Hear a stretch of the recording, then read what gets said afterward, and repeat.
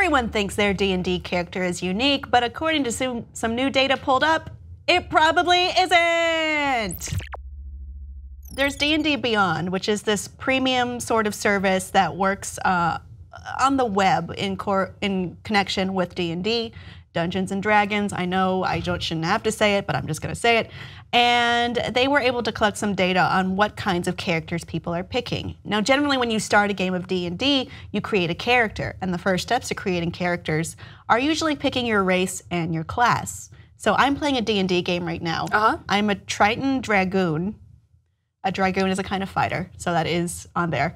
Tritons are not on there, so I'm very disappointed in this data not being related to me specifically. What exactly is a Triton? A Triton is essentially, think of a Na'vi from Avatar, but from under the sea. Well, so that's better. Like, I think it's funny. It said humans are the most popular, which is, I always think it's, I get it. Well, like, let's look at the chart and see the most popular Show me the chart. This is from 538. Great for data. The most common one is a human fighter, which is the most boring thing you can do. Go outside. Yeah. You are already a human. Look at all this stuff. Like, you could be a gnome. You can RPG. Just go live your life. Like, I agree. If you could be, if I'm gonna be in a fantasy world, I'm gonna pick not a human. I had the same thing on in Xenoverse for Dragon Ball Z, where it was like, why would I not be a saint? Why would I be a human? Exactly. I already am a human. On that list, the least popular combo is an Aasimar Druid, which sounds kind of fun actually, but I think a lot of these are due to not having specific stats that would be suitable to certain classes. So like humans get, especially in 5e, a +1 bonus to a lot of stats. Sometimes things don't work, like maybe a dwarf should not be a wizard. It just makes sense on some of them, but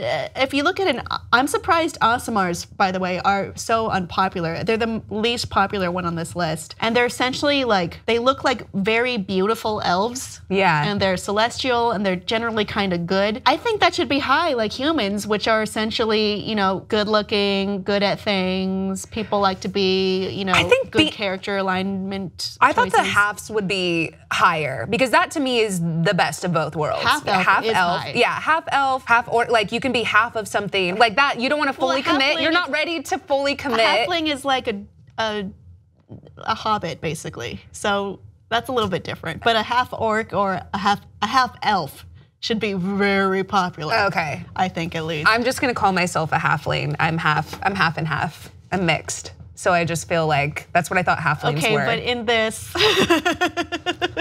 they're essentially hobbits. Okay. They're not the same as hobbits. I know. I'm making it easier.